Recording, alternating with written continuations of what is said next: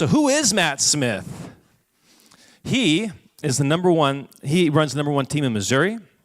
He's been named on Inc.'s 5,000 fastest growing company 3 years in a row. He is a coach for the legendary coach of all coaches, John Sheplack. And he is the founder and host of All or Nothing in Real Estate podcast. So everybody, please put your hands together and give a warm welcome to Matt Smith.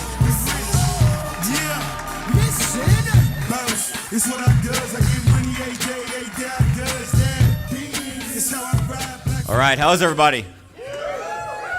I love the message, new year, new you. Every time I hear that phrase, I throw up in my mouth a little bit. If you need a new year to be a new you, I think you have bigger problems, right? And so regardless, I want to get you guys started off for January for the best year of your lives in real estate. Who wants that? A show of hands. Cool. One of the things that I'm going to go over today is I'm going to share a lot of things that are proven. One of the things that I believe in and why I love being a coach for some of the top teams in the country is it allows me to deploy things that are proven and not theory. I was having some conversations around the room earlier this morning, and one of the things that was asked is about different tech and different things that we use, and certainly there's tech that's important. And there certainly is tech that I think everyone should have, and we'll go over some of that today. But I want to remind you is the next shiny object is not going to get you what you want.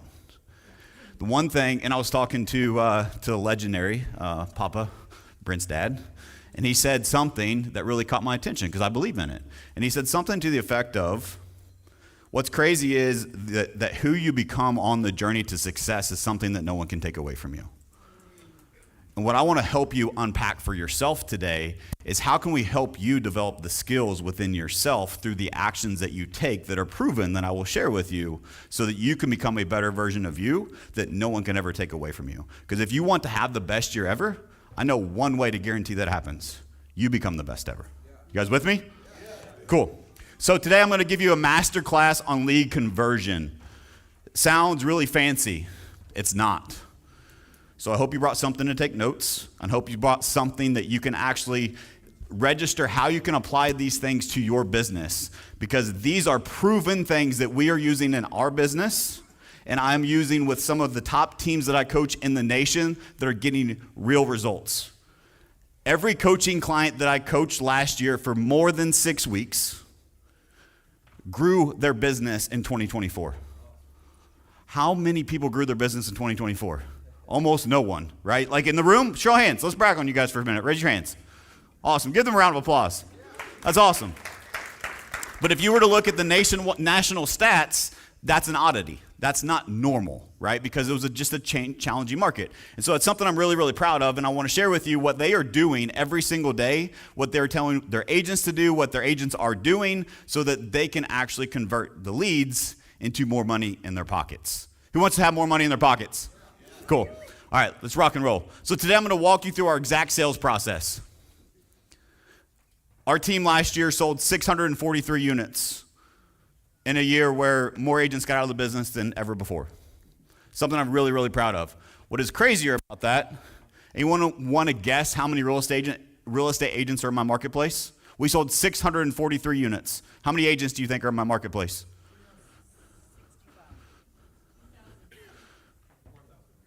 There are under 300 agents in my board of realtors.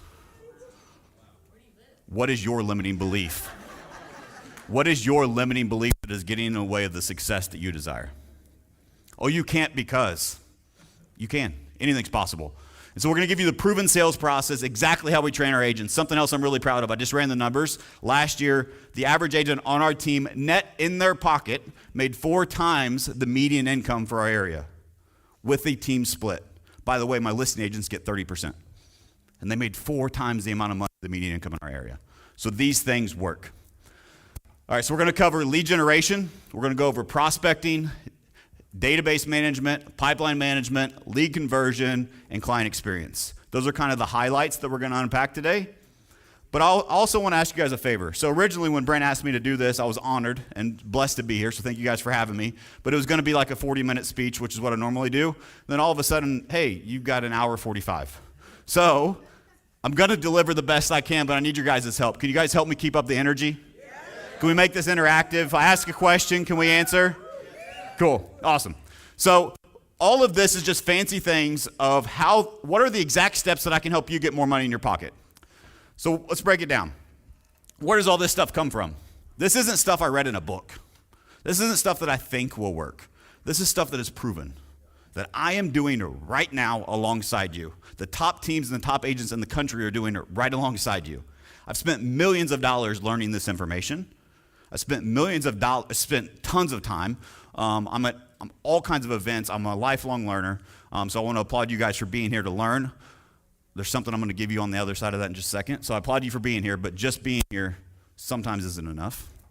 And today I'm giving away my playbook. I texted Brent last night when I was on the plane because my plane got delayed 10 hours of travel to be here. Isn't traveling fun? But anyway, I made it. And one of the things I told him, I said, dude, I hope they're ready because I'm giving away my entire playbook on how you convert leads at a high level. Because what it forced me to do was when I had to pivot from 45 minutes to now an hour 45, I need to find more value. I just dove into my entire sales process and I put it on slides for you guys today. Okay? So I'm giving away for free, so make sure you pay attention. So here's my promise to you. You will walk away today with the exact steps of that I guarantee is thrown around. But if you do this, I guarantee you will be successful. These are proven, right? And so these are the exact steps that you will walk away from to apply. If you apply these, if you apply them to your business, they work. One of the things that I'm going to go to mindset first. Are you guys with me on if your mindset isn't right, the best strategies, the best leads, the best tactics in the world don't work, right? So let's start with mindset. One of the things that I learned in my high school, by the way, someone asked where do you live? My high school graduating class had 32 kids, so that gives you a little perspective. And so one of the things that was written on the wall in my high school said knowledge is power. Knowledge is power. What I've come to learn is that was wrong.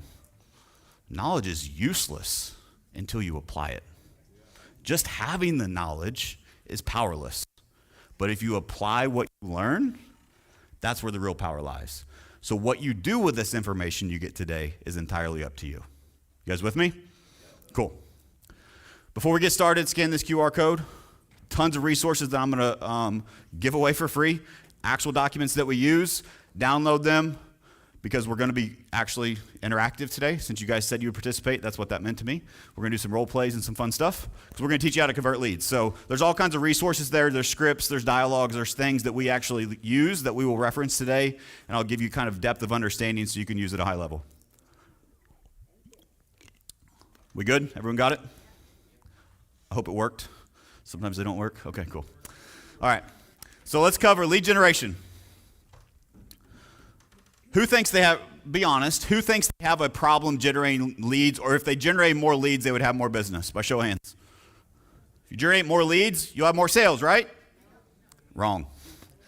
More leads have never equaled more sales. Most of you, we will unpack today, don't have a lead generation problem. We have a lead conversion problem. Those are two different problems. And sometimes we shoot at the wrong target. We think we want more leads or we want higher quality leads, but I hope you unpack that through the mindset that I coach people to and that we have in our organization that really helps us convert leads at a very, very high level. So here's my belief. Let's start off a presentation this way. There is no such thing as a bad lead. They're just bad agents. If you give Brent Gove an open house lead and you give a new agent that has a bad mindset that doesn't think that lead is going to convert that same lead, are they going to have the same result or different? So was the lead the problem or was the agent the problem?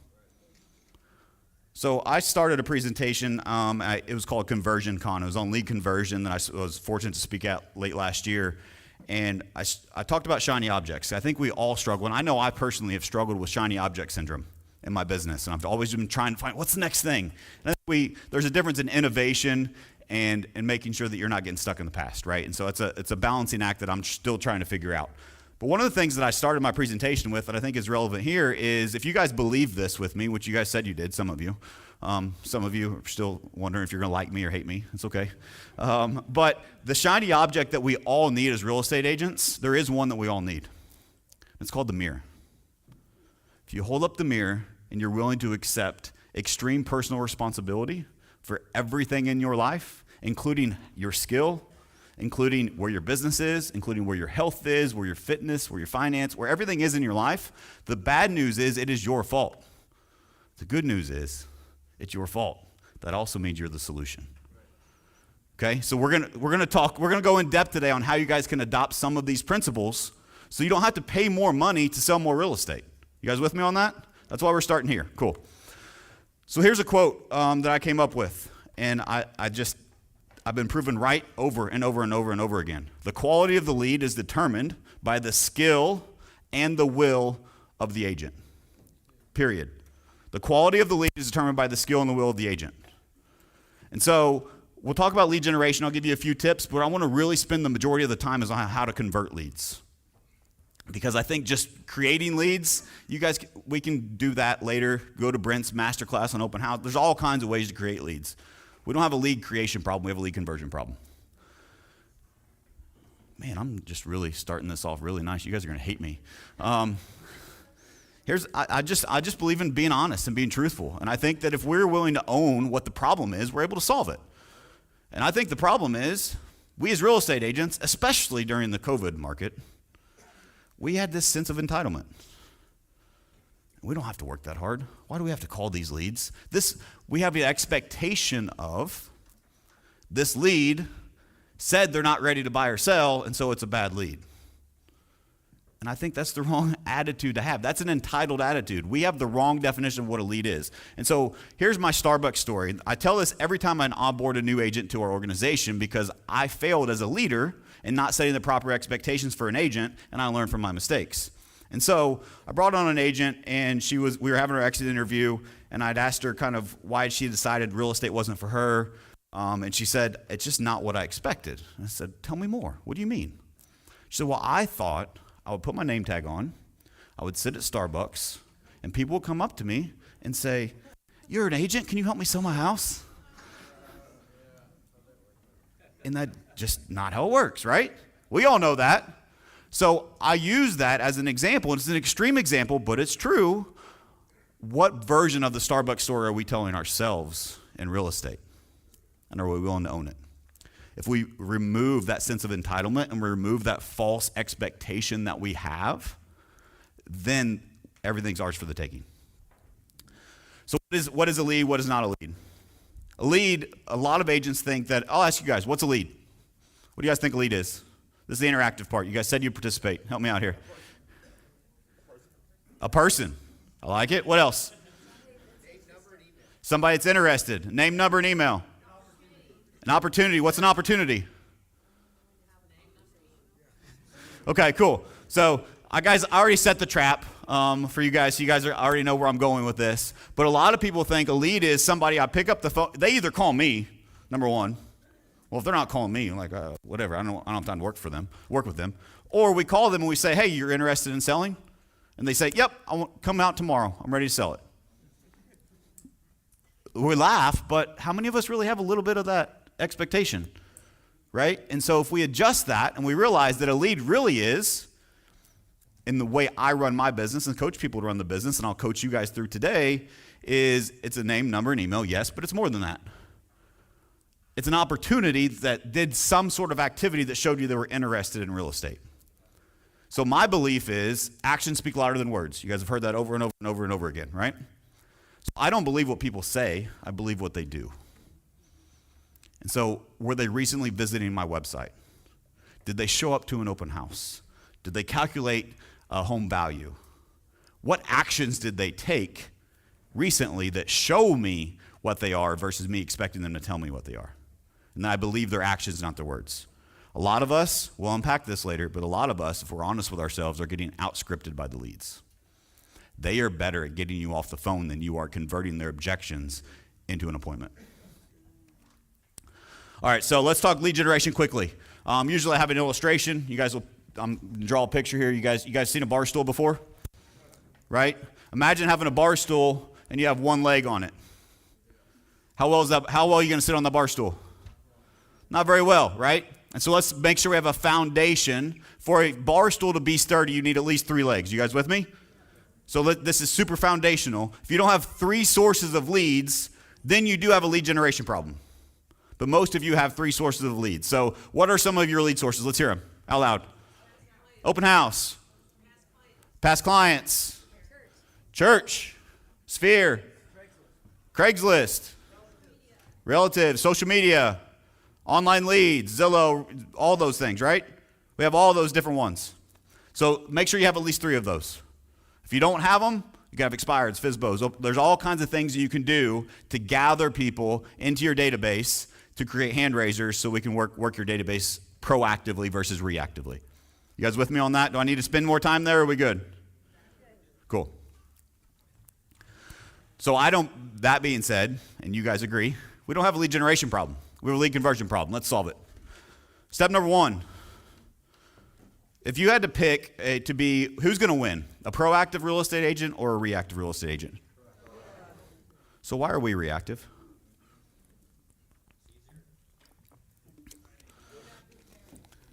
We're not prepared. It's easier. Ego, entitlement, wrong expectations, laziness. You guys see where all of this is the beginning of the presentation. We're all on the same page now, right? And so what I'm going to help you with is to unlock that mindset. Because if I give you the tactics and give you the scripts and give you all that, but you don't believe it, it won't work. So hopefully you guys are at least open-minded to hear this stuff so you can apply it in your business and make an impact, right? So prospecting.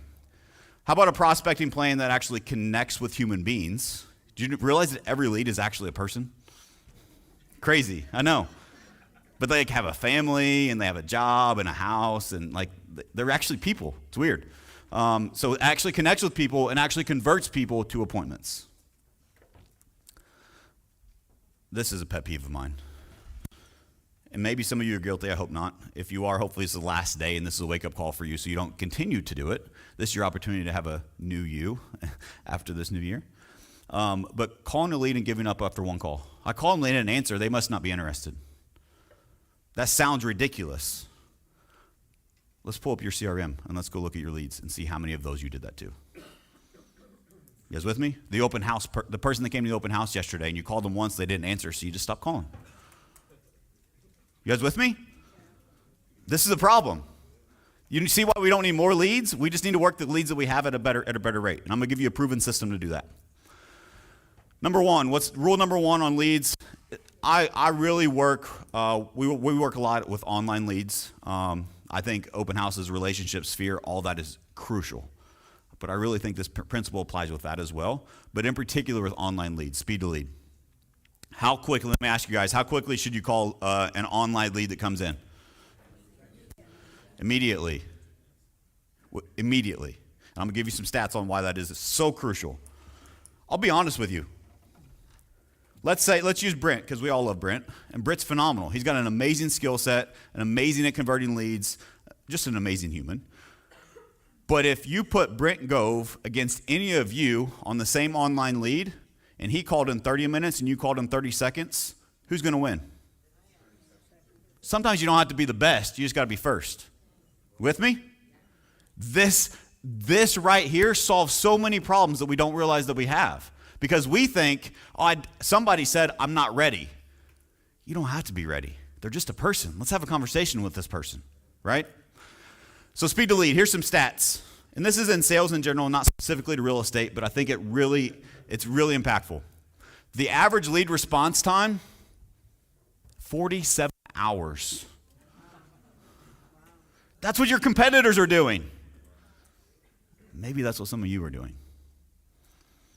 Online leads don't work. No, we just don't work them. 27% of leads get contacted at all. That means, let me do some math, 73% don't get contacted. What's a contact? Two-way conversation, right? That doesn't mean an attempt. That means a contact. How do you plan on selling someone a house if you don't have a conversation? It's impossible. Have you guys ever sold a house without having a conversation? Ever? It's not possible, right?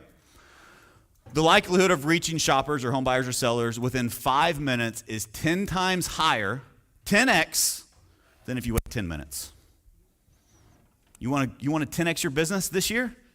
Every new lead in the first 5 minutes. Thanks for coming. That's all you need. It sounds crazy, but do we do it? Do we treat our business that way? The problem is we have the curse of abundance. We know we don't have a lead generation problem. We know we can create more leads, so we treat that lead like, we'll get another one. Treat every lead like it's your last. Makes a big difference. Businesses that respond within an hour are almost 7 times more likely to have a meaningful conversation with the decision maker. Isn't that what you're trying to do?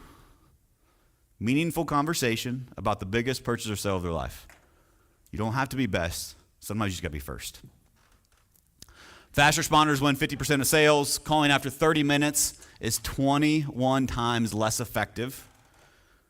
I'll do that later. I'm in the car. I don't know where they registered. I don't know what house they're interested in. Whatever the excuse is we give ourselves, do it now. And have these scripts I'm going to teach you today internalized so you can have a conversation with a human to connect and build a relationship and rapport. A 1-minute response time can lead to 391% more conversions. You heard 5 minutes versus 10. What about 5 versus 1? The quicker you are, the better the results are. Why is that? Let's unpack that a little bit. Why do you think that is? It's fresh in their head?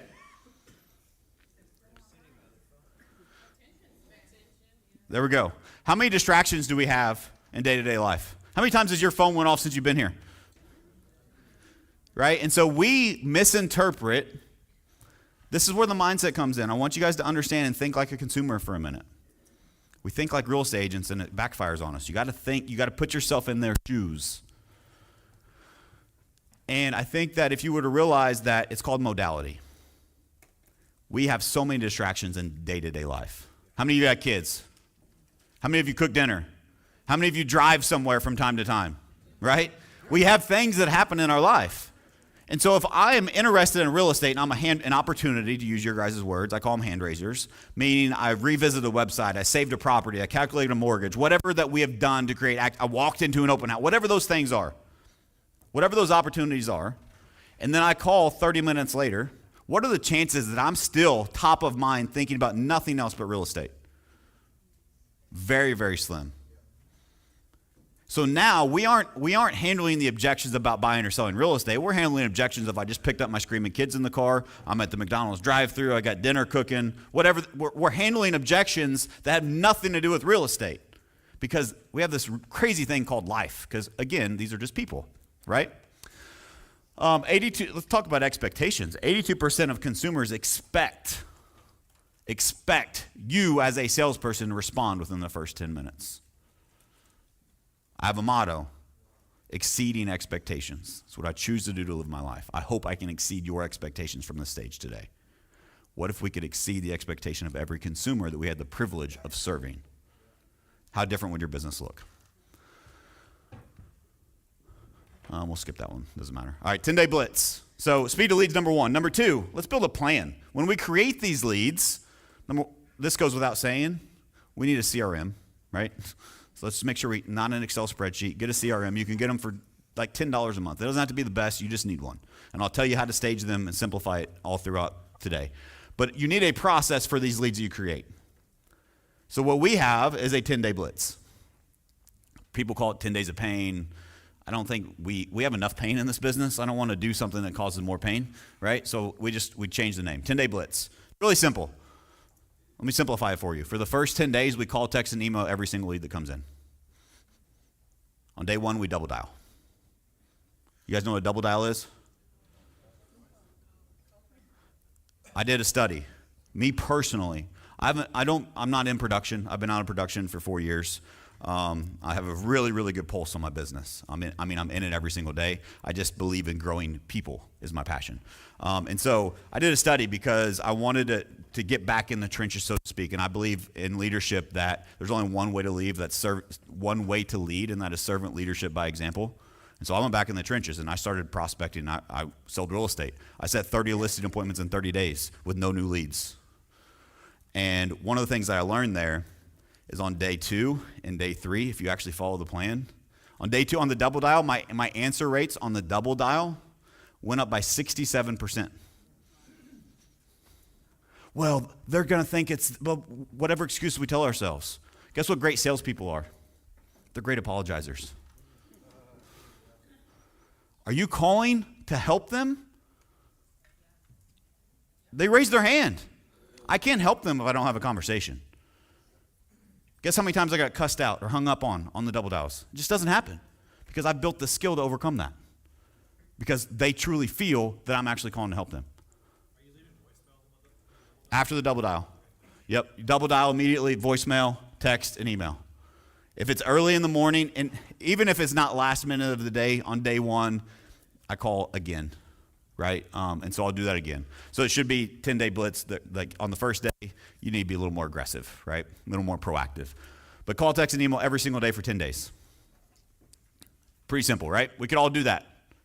And if we do that, I promise you your answer rates will go through the roof. Another pro tip is that we've built a really big database in our organization and a lot of teams that I coach, and we run a business systemized so that we can scale it, it's predictable, et cetera. And one of the things that we've created is ponds in our CRM by building a database strategically. And so whatever that looks like for your business, I would call it maybe a follow-up or maybe someone that isn't as a brand new registration, but it's like a follow-up call.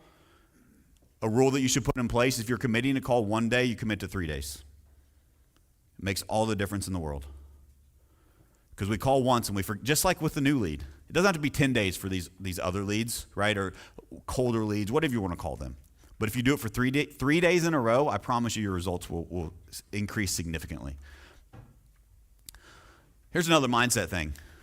Nobody here makes cold calls. And if you do, let's have a conversation. I'll teach you how to do better business. We don't have, you know what cold calls is? Cold calls is getting a phone book and just going through the A's and starting calling. Hey, you thought about buying or selling real estate?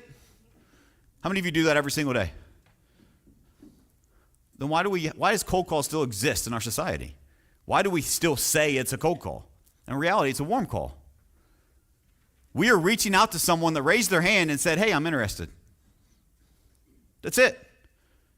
And so if we can become better at understanding, there's something I think is really important. Let me backtrack a little bit. I believe that we don't have enough belief in what we do. Go back to mindset for a minute. We don't have enough belief that we can actually help these individuals. We don't have enough belief in ourselves that we are the person that can help guide them through this biggest purchase or sale of their lives. And because we don't have the belief and because we are not convinced that we can help them, now we are not convincing. You got to have the belief in yourself. Guess where that belief comes from? Guess where that confidence comes from?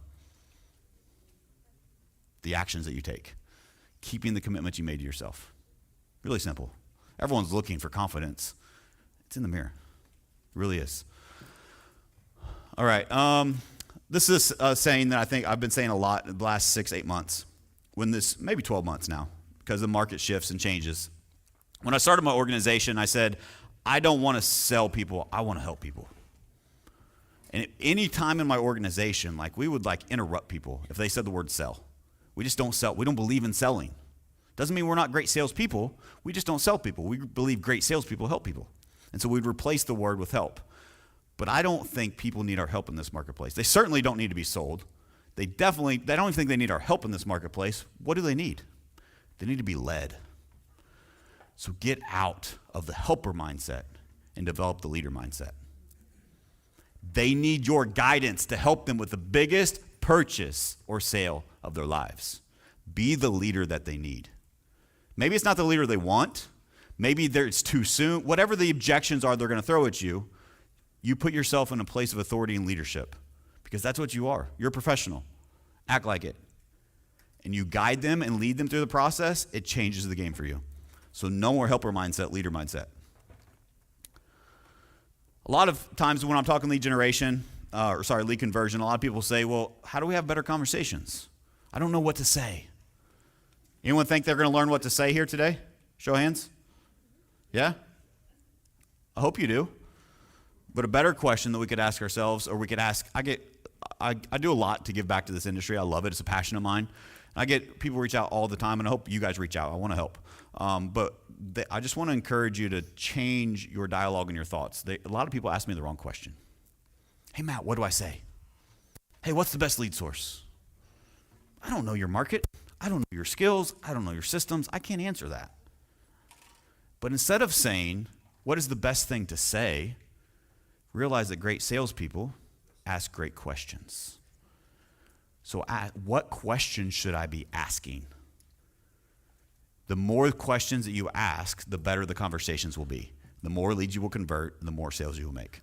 So instead of thinking what makes a great sales conversation, they're humans, they're people, they're moms, they're dads, they're aunts, they're whatever they are, they're people, right? So what makes a great conversation? Here's my simple belief. If you make a friend, you make a sale. Quit trying to sell them. Quit trying to throw your agenda down their throat. Build a relationship with a human. Anyone heard of LP Mama? Couple yes, couple no. LP Mama is an old sales framework in real estate. I didn't create it, I just use it. But I think I've enhanced it, and I'll share it with you today. And it's one of the downloads you guys have. If you want to pull up your phone to pull up the scripts there, one of them is LP Mama. And LP Mama is just a simple dialogue and framework for you to use to walk through a conversation. Most of you, if you have been successful in real estate, you will realize that you do this naturally, even if you're not doing it intentionally. But the L is location. We ask them questions around location, price, motivation. We ask them if they're working with an agent. We ask them if they have a mortgage, and then we set the appointment. So it's just a framework to follow, right? So since some of you aren't familiar with LP Mama, I'm going to slow down here since I have plenty of time today. I want to slow down, and I want to really unpack a little bit of how you can use this at a very, very high level and why great questions matter. So simple, is it important to know what area they're looking to buy a home in, yes or no? So why in our intros do we get an online lead, let's use an online lead as an example, when we call them, when we call them, and hopefully now we call them in the first 30 seconds, right? And we call them and we say something like, hey, what questions do you have about 123 Main Street? Are you interested in this property? We're like we're attacking them. You guys heard that before or done that before? And then they're like caught off guard. I was just looking. And then we think, oh, they're just looking. They don't need my help. All right, talk to you later. And we hang up. I don't know about you guys, but guess who I'm looking for? People who are just looking for real estate. That's a perfect reason why we're on the phone. So let's adjust how we start the call so we can have a better conversation to build relationship and rapport with the human, right? And so instead of saying anything close to what I just mentioned, I hope that was, I don't even know what that was, but don't do it. Instead, I have it in that script for you guys, and I'll go off of memory here, but instead just say something to the effect of, give me a city around here. Sacramento, right? Okay. What's your name? Kim? Hey, Kim, this is Matt with Matt Smith Real Estate Group. I noticed you were looking in Sacramento. I'm just curious, is that the only area you're looking to buy in? No, I've been looking at surrounding areas as well. Do you guys see what happened in the conversation there? That's a power question. Did she stop me? Did her wall go up or did it come down? Was it an open-ended question where she can say, no, I'm not interested? We stop the conversation before it even starts. Does that make sense? Can you guys use that to actually have better conversations? What I believe is, and I'll show you later, real estate's contact sport. The more conversations you have, the more real estate you can sell, right? Cool. So there's simple frameworks. We'll unpack that throughout this, but I think that the LP Mama is broken. And what I've observed, and this came from me actually coaching my own agents, which is why I'm in the trenches every single day, because now I can give more value to you guys because I'm doing it at a very high level. And one of the things I realized is that agents do really, really good job all the way till they got to the second M. And they have like PTSD of someone that told them they didn't want to talk to a lender. You guys ever had that before? Like that immediately stops them in their tracks. Oh, whoa. They're going to pull my credit? No, forget this. You guys ever had that happen? So I believe great salespeople remove resistance. That's a speed bump between you and an appointment. So let's flip that and let's go to location. Let's understand what area they're looking to buy in. Let's understand their motivation. How soon are they looking to buy or sell? Why is it important for them? They're not working with another agent. Then let's set the appointment. And after we set the appointment, then, oh, Kim, I'm so sorry, I forgot to ask. Will you be obtaining financing or will you be paying cash? I'll be obtaining financing. Is it easier to have that conversation now? Yeah. She already committed. Yeah. right? So the simple frameworks, and we'll unpack this. We'll have plenty of time depending on where this goes. I plan on have some Q&A. Maybe we can do some role play. But we'll circle back on that. Does that framework help you guys at all? Cool. And you guys have a copy of that, by the way. So we talked about LP Mama. LP Ma'am is what I call it now. And I'm from the Midwest, so I say it with an accent. It's okay. But 80% of your conversation should be spent on motivation. You guys ever get stuck in trying to find the perfect property for a buyer? No? Good. Someone's a good salesperson. I've gotten stuck too, but I've learned through it and I don't get stuck anymore. And I'll help you unpack that. But I think where we get stuck is because we focus too much on the what and not the why. Do we really understand why they want that perfect property? And for those of you, let me take you through an exercise that I would take buyers through. So I understand, Kim, I understand you're looking for this perfect property and this dream home. Close your eyes and imagine something with me for just a moment. Let's pretend that you could build your dream home. Unlimited budget, perfect location. You could build everything that you've ever dreamed about. You got that picture in your head, Kim? Awesome. When you move in, how long before you, your husband, your kids find something about that perfect property with unlimited budget and the perfect location that you don't like? Within the first day, right?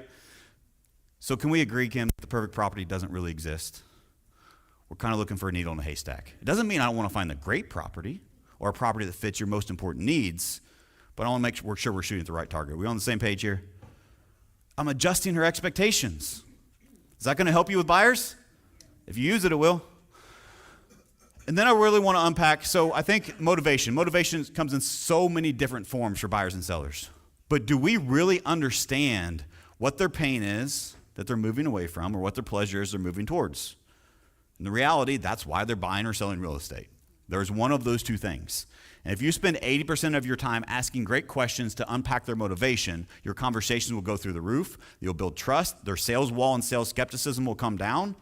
And then you can actually help them solve their problem because you know what the problem is instead of trying to find the perfect property. Too many of us, hopefully not us, too many of us in the industry have become glorified door openers. They think their job is to just open doors and find the property. That's just part of your job. So don't get stuck on the perfect property. And one of my good friends, my coach and my mentor, John Cheplack, said this is really profound, and we'll unpack this throughout the day, but the heart chooses and the mind justifies. People buy and sell on emotion, not logic. Quit trying to sell logically to people that are making an emotional transaction for their family. That's why motivation is so important. You're touching at their heartstrings, and you got to go deep in understanding of why they are looking to buy or sell, not what they're trying to find. You're shooting at the wrong target. Here's a great closing question. Here's something I've observed is you can have the best opener, you can have the best script, you can build the best rapport, you can have a great, great conversation, but if you don't know how to close, you ain't getting that appointment. Here's a rock star close. Everyone, you should take a picture and make sure that you practice this and memorize this, and every single phone call with someone you're trying to set an appointment with, this question right here is gold. So I'm curious. This is after we went through LP Mama, right? I'm getting to the last A. This is like in the LP Ma'am. So I'm curious, what are the next steps that you need to take to buy a home?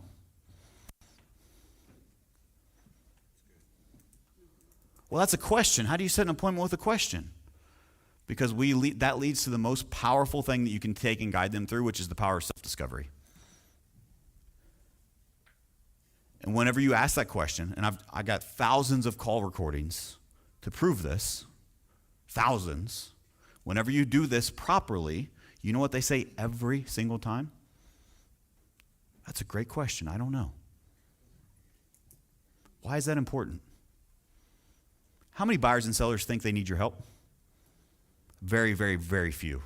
They think you're a commodity. Because a lot of us are. I'm teaching you how to be more valuable today, how to connect with more people on a more emotional level. And if you can provide more value, guess what else happens? You make more money. So whenever you ask that question and they say something to the effect, well, that's a good question. I don't know. That's when you put your superhero cape on, here to save the day.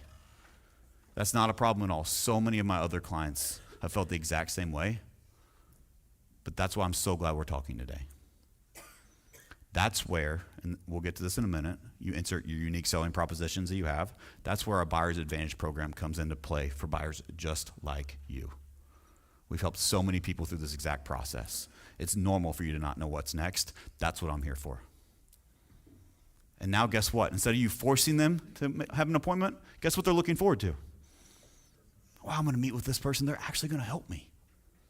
That make sense? It changes everything. Cool. We'll probably do this later. Before I move on, you guys have any questions on anything we covered so far? What you just said, was that in the script? It is. Yep. But I slowed down to go over it because a lot of times, let's just be honest, guys, we look at scripts and we're like, oh, we'll kind of make our own. That script has to be done exactly as written. Exactly. We'll get to another question. I'll give you a case study, if I remember, of an agent that was fighting me on another script that I have. It's the best follow-up script on the planet that I'll share with you too. That it was an obstacle that they had, they couldn't work through, and they were like, well, that doesn't sound like me. And my question to them was, well, how many appointments has you set? And they're like, all right, got it. They came back running me literally 2 minutes later. Oh my God, it worked. Because they said it exactly as written. Guys, it makes a big difference. Yes? So how, I mean, you run a big team, it sounds like. And how often are you role playing with your team? Every day. And the biggest challenge seems to me is if they just don't want to role play. They're like, oh, I'm better when I'm in front of them. It's like, no, you're not. But Why do agents say that? I guess because it's uncomfortable, right? That's right. Where does growth come from? So I say this with all the love in the world. Thank you for sharing. But that is a leadership problem. Leadership is a mirror. What are we modeling and demonstrating for the agents and people that we're leading? Do you show up to role play? Do you practice harder than you play? Here's a modeling too. And I'm going to give you guys a secret because I'm hopefully modeling leadership for you today. How many of you want to get paid like a pro athlete? Right? How many of your agents want to get paid like a pro athlete? All of them. How come we're not willing to do what pro athletes do? Guess what the best pro athletes on the planet do? First one to practice, last one to leave. And what they do better than anybody else in the world is they review their game film and they learn from their mistakes. If you want to get paid like a professional athlete, we should probably model and demonstrate what professional athletes do. And here's another thing that I say is that, and I don't want to give you good false pretense. Not all my agents show up to role play every single day, right? It's not, they're agents, right? However, we have an environment and a culture of practicing and role playing. It's every single day. And I think too that. Are there cameras on? Huh? Are there cameras on? Yeah. Darren knows. Darren, what happens if their camera's not on? They get a black trash bag at the next building. One of my cultural standards in my environment is be present, positive, and prepared for team meetings, trains, role plays, etc. Right? And if you show up via Zoom, which we allow you to show up via Zoom, but you show up and your camera's not on, guess what happens the next time you're in the office? Hey, welcome. Let's put this on before we go in the meeting. I don't make them actually put it on, but it's for effect. And it's the aha of, shit, if I'm going to show up, I better show up. That make sense? Is that not what it looks like on Zoom? They got a black trash bag over their head, right? So, yeah, present, positive, prepared. I lost my train of thought. What was I talking about? Role play leadership, yeah. So I think, too, is that if you realize that, here's where I was going. I believe, my belief, I've said this multiple times, but I want to make sure I want you guys to adopt this thought process because this changes everything. We are in a career where we get the privilege every single day to help people with the biggest purchase or sale of their lives. And if we're not practicing with each other, we're practicing on them, and they deserve better. It's a goosebump moment. I heard your breath too. I like it. but it's real. Like that's not. Look at that. Is that fake? Oh no, I was talking about Goosebumps, but thanks. All right. Any other questions? There's more resources. In case you didn't get them first, it's the same ones, but there's in case you guys didn't get them. Any other questions before we move on? Yes.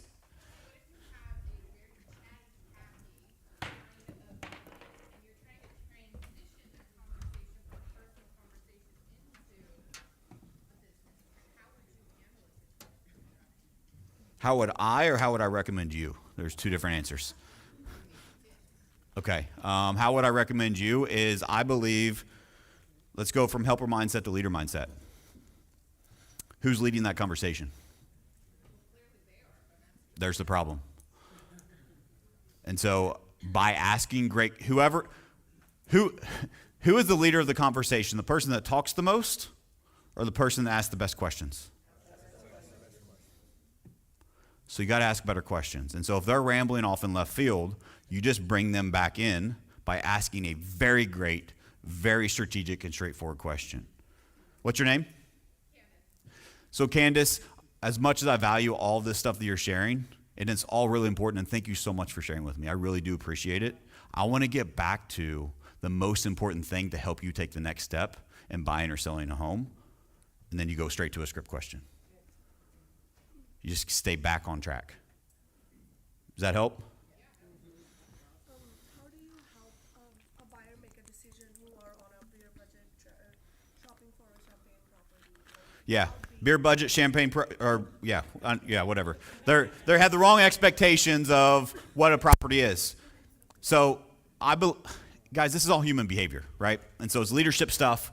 But because I think that if you grow as a leader, you grow as a salesperson. And I also think that if you grow as a leader, you can grow other people. And so how about we lead our clients? And so how would we lead our clients if that was the case? One of the things that we can do, let's go back to principles that I've already shared. It's not about what you say, it's about what you show, right? Like what are your actions? And so I don't believe what people say, I believe what they do. And so one of my principles is telling is not selling. What you say doesn't matter. What they hear is everything. And so how do you get them to actually understand and have depth of understanding that they have the wrong expectations? You show them. I'm very direct. And you guys heard how I modeled the conversation with Candace. I cushion the blow, but it's a very direct conversation because I'm a professional and I want to make sure that I help lead you through this process. And you going off left field is not going to help anyone. So I'm going to bring you back to what's actually important. And so you can show them multiple ways. You can show printouts. Here's one of my favorites is I call surprise showings. And so give everything that's on the perfect property list, which we'll go over, top 5 must-haves. You guys should do that with every single buyer you have. And so I'm going to find everything that has the most of them, right? Or like a great property for them. And let's say, what's a budget for your market? Average buyer? $650. So let's say it's $1 million property and they can only afford $400,000, right? Which is okay. It doesn't make them wrong, but we have to help them understand. And again, us not tell them, but help them understand that they have the wrong expectations. And so depending on what your schedule is, you can do this online or even in person is better. Go show them the property. And you build a relationship, you build trust where you say, I found a great one for you. Don't tell them the address. Don't tell them the price. Don't give them the MLS sheet. You just walk in and say, what do you guys think? And they're like in love. Awesome. I knew this checked all the boxes for you. You ready for the bad news? Remember these conversations that we've had over and over about maybe we need to adjust our expectations? What do you think this is priced at? It's $1 million. That's why it checks all these boxes. It's not me, it's the market.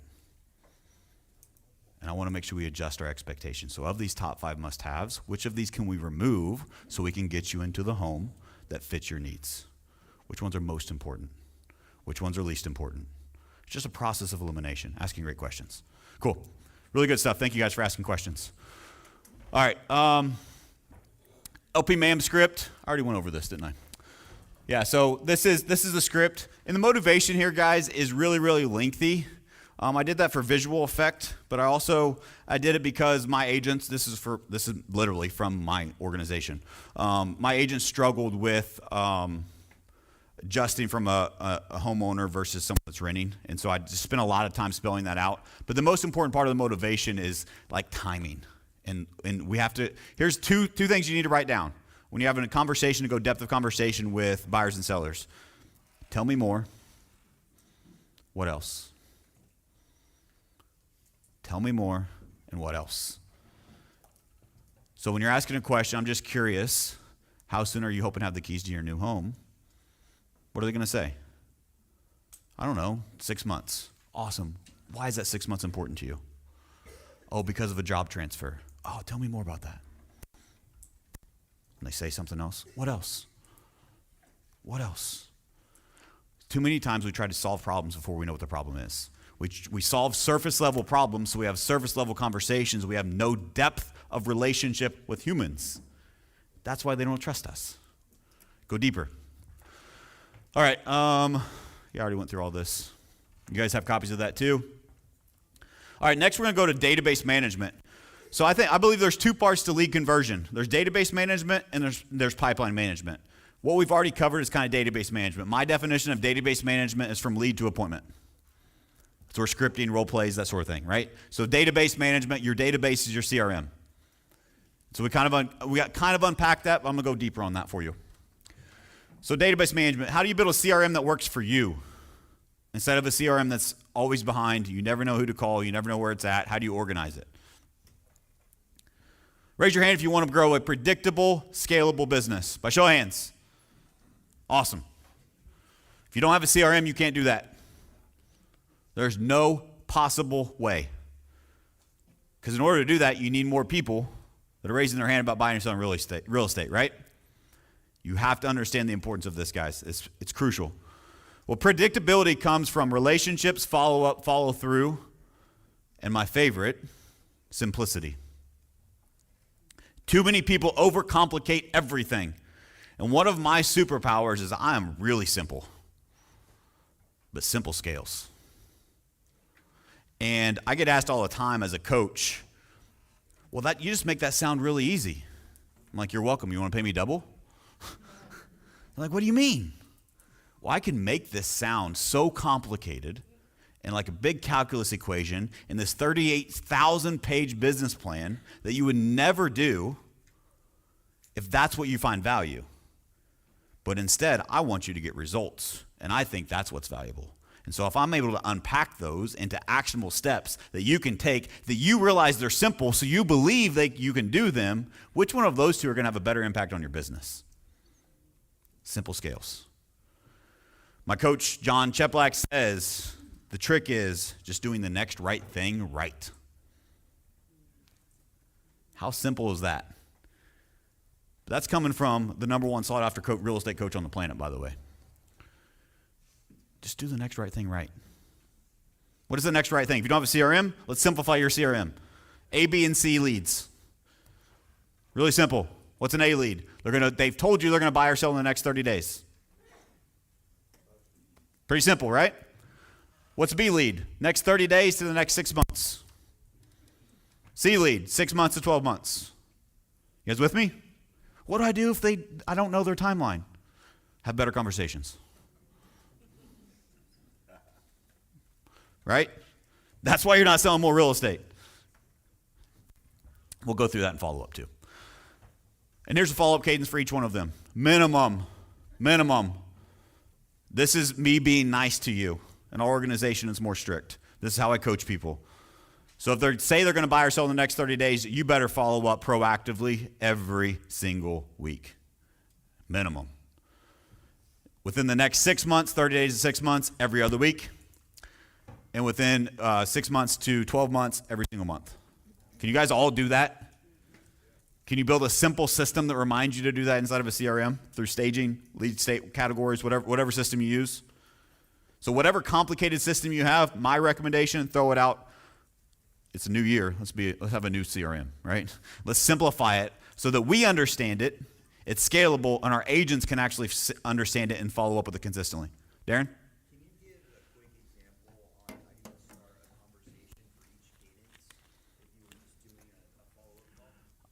Stand by. Yes. Yep, I'm going to give you guys the best follow-up script on the planet, and we'll go over that. All right, so follow-up. You've heard it over and over and over and over again. The fortune is in. One more time. The fortune is in. Do you have a time block on your calendar every single day to follow up proactively? Raise your hand. A couple of you. How many of you keep them up if you actually stick to it? And it's a non-negotiable. Nothing gets in the way. All right, we got less hands. You got to treat that like an appointment, right? For those of you that kept your hands up, I bet you have a pretty good business. So let's go back to the expectations. So number one, when I'm on a conversation with a prospect, I don't waste a conversation. Have I said, I don't know if I said this yet, but I believe we as agents hang up on more clients than clients hang up on us.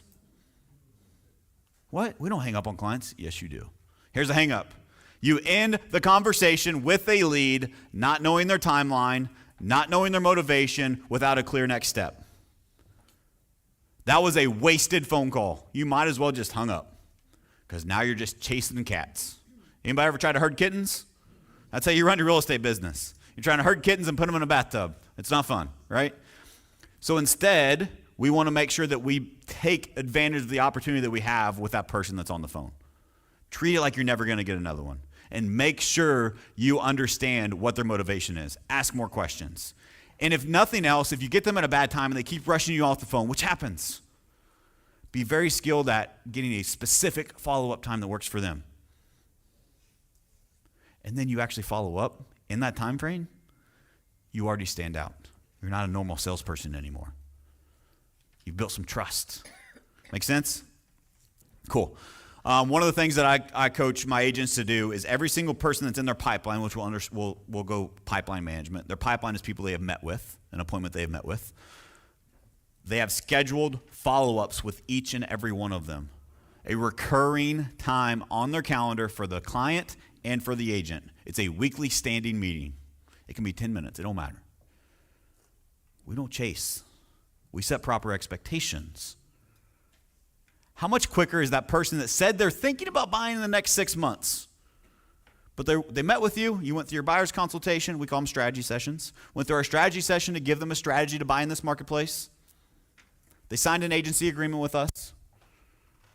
But they're not in a rush. But if we help them through these things I'm going to take you through, and we meet with them every single week, and we talk about the next step, and we just move a little bit, and an inch by inch by inch closer to the goal, I believe they'll transact in 3 months, not 6, if we do our job properly. We cut the timeline in half.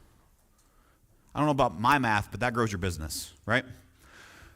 Let's talk expectations. 25 to 35 contact attempts per lead are necessary for conversion. My database has 62,000 leads in it now. I have coaching clients that have over 80,000, 100,000 leads.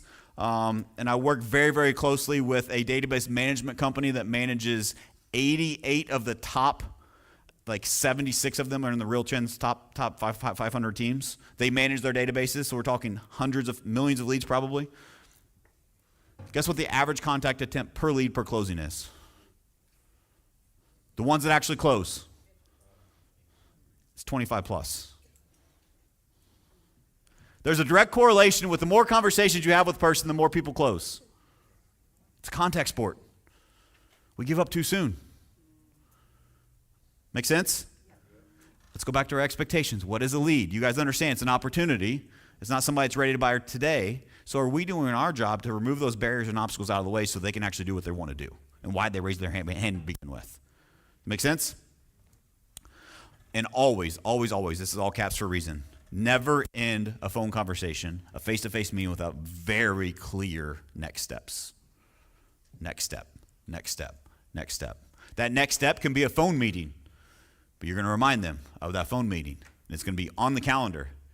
And you're going to model and demonstrate, let's go leadership again. You've heard these words already today. Model and demonstrate the behavior that they would want out of a professional they choose and hire to work with for the biggest purchase or sale of their life. Because you do what you say you're going to do. You show up on time. Make sense? Guys, these little things make all the difference in the world. Your lead conversion will go through the roof. Always in the next step, WIFM. That's my favorite radio station. You guys listen to radio? So I used to sell radio ads back in the day, fun fact. So that's where I came up with this analogy, because all radio stations have like a call tag, right? WIFM is a radio station that I sell real estate through. Because every human being on the planet operates on this radio frequency. What's in it for me? What's in it for me? And so on the phone calls, are we delivering our agenda? Are we forcing our agenda down their throat? Are we stepping back and allowing them to be the hero for their own story? Makes all the difference in the world. And every single call, when you follow up, you should provide value. That should go without saying, but there better be something valuable that you have in that follow-up call. No more just, I'm just checking in. Yeah, that's not what salespeople do. That's not what rich salespeople do. That's what broke salespeople do. And remember, why are you calling this person? You set the appointment. We get scared. What's the worst thing that's going to happen if you go to set the appointment? Go through the framework. What's the worst thing that's going to happen? You're in the exact same spot you were before you called them. But if you don't ask, the answer is always no. Real estate is a contact sport. This is how I say it I tried to get a picture of belly buttons and they looked really weird, so I didn't put them on the slides. It's kind of gross. But I say get belly button to belly button because it's memorable. You've heard face-to-face, whatever, right? But you got to get belly button to belly button with buyers and sellers. The more people you get face-to-face with, belly button to belly button with, the more real estate you will sell, period. It's a contact sport. How many people are you contacting? You have to get in touch with people. You guys want to take a picture of this. I'm not sure if it's in your resources, but this right here is how you understand human communication. If we don't understand how humans receive communication, it's really hard to communicate well with them. Humans only hear 7% of possible 100% of communication through the words we use. You guys ever gotten a text or an email? Been like, why are they mad at me? And then you call them or you see them and they're having the best day ever. Miscommunication. You didn't receive what they intended. Make sense? That's why you can't sell real estate through texting. You got to pick up the phone and get belly button to belly button. Next, the tonality. 38% of how people receive communication is through the tone that you use.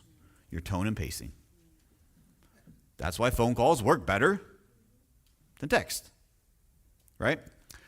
And this, last but certainly not least, 55% of how people receive communication is body language. 55%. Belly button to belly button. That means every single text that you send, there's a 93% chance they're going to misinterpret what you mean. Every single phone call you make, there's 55% chance that they're not going to understand what you're trying to deliver. Face to face. You get all three. If you can't be face-to-face, be via Zoom. We love video text in our organization. We do video text all the time. 100% chance they receive it the right way. How we intended it. Because what we say doesn't matter. What they hear is everything. Make sense? Cool. Now, the best follow-up script on the planet. I'm really excited about this one.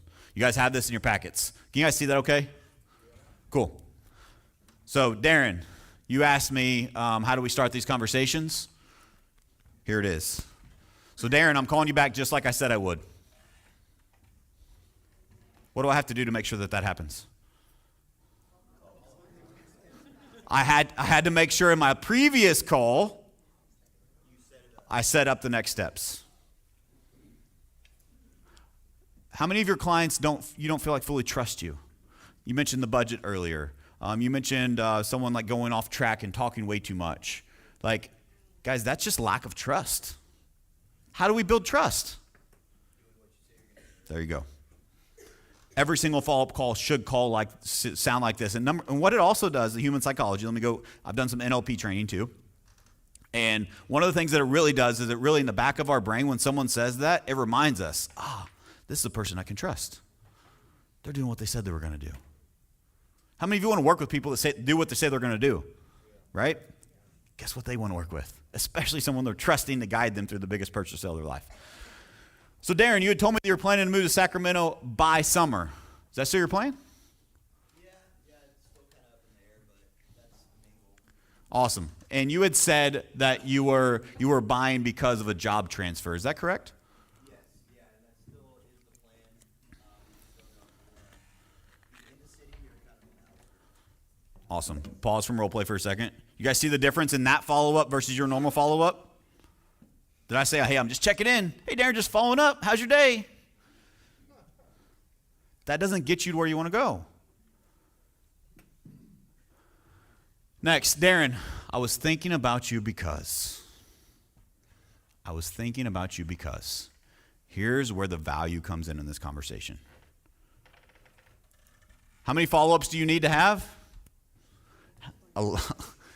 How much value can you provide in those 5 bullet points? Does the market have a changing condition that you can share with them? You should be doing a market update every month anyway for everyone, right? What about increase or decrease in interest rates? Is that a relevant topic still? And how that affects their situation? What about new properties that may come on the market? What about maybe your exclusives that you have access to? What about homes in their neighborhood? So this is for sellers, homes in their neighborhood that have sold. Or, this is my favorite, success stories of clients that have bought or sold in a similar situation. Give them what is called a borrowed belief.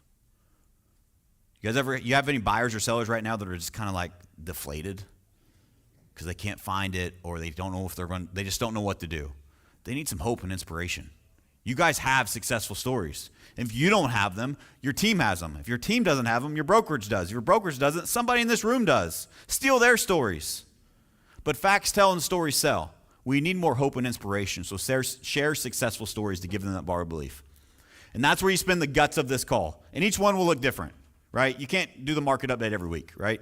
Like, find some different, but every call has to have something of value is the point. You guys with me? And I think most of us don't follow up because we don't know what to say. Now you know what to say.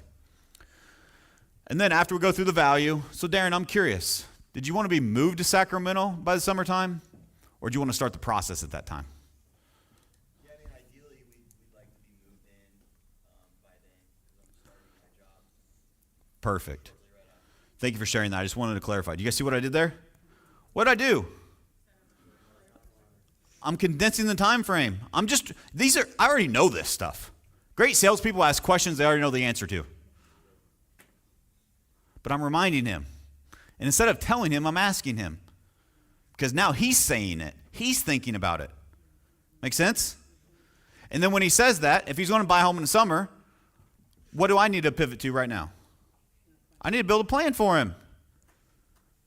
I'm give him some encouragement. Darren, I know that it seems weird to be having this conversation in January when you're not going to be here till the summer, but I just want you to know I'm so glad that you're ahead of the curve and we're taking these next steps now. And here's what I'm doing for you, A, B, and C. Make sense? All right, and then this is the power question, number 5. This is the question I was telling earlier that the agent that said, well, I don't sound like that agent. And I said, well, how many appointments did you set? And she said 0. I said, well, try it this way and see how that works. And we were having a call night. And she set 5 appointments in the next hour, by the way. Only thing she changed was this part. Calling the same leads. Everything else was the same. She just changed this. So fortunately, to get you one step closer to Sacramento, all we need to do is set up a quick 15-minute strategy session so that myself and my team can help you get what you want in the time you want. Won't that be great?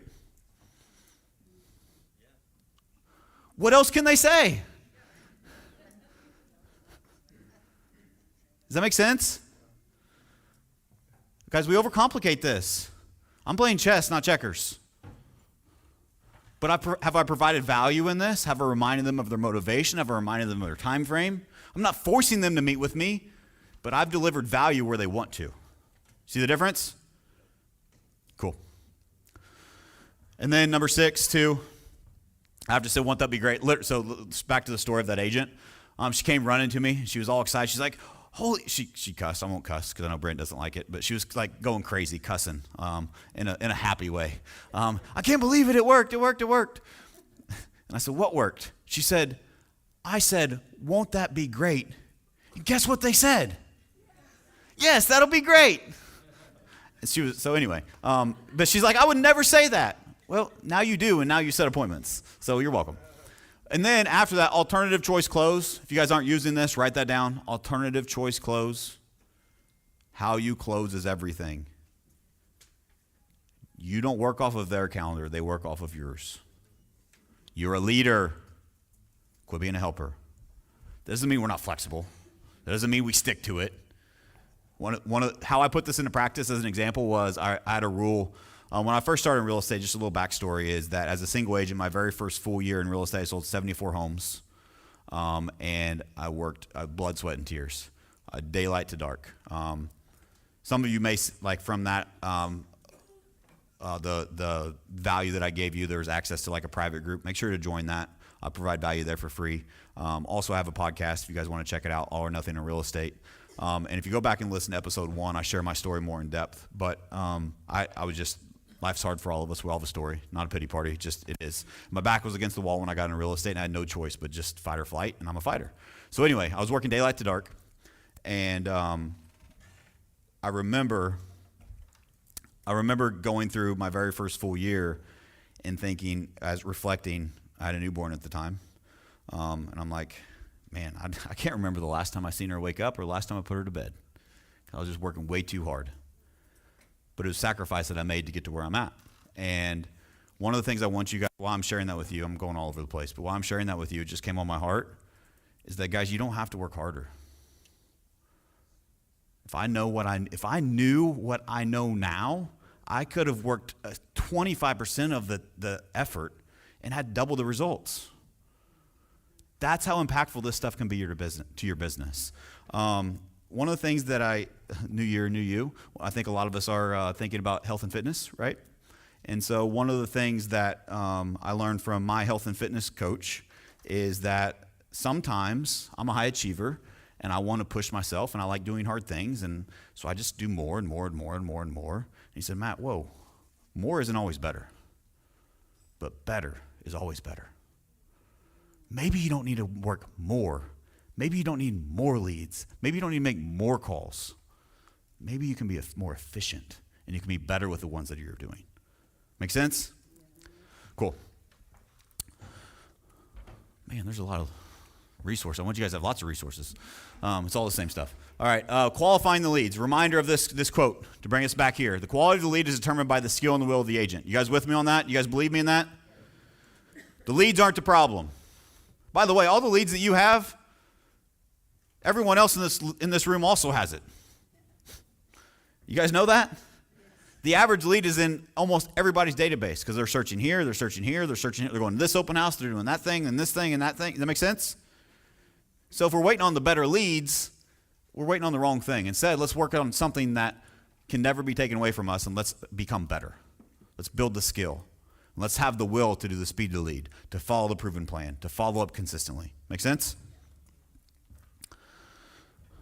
I already went over this. It's not about what you say, it's about what you ask. Great salespeople ask great questions. Great questions lead to a superpower in sales, which is self-discovery.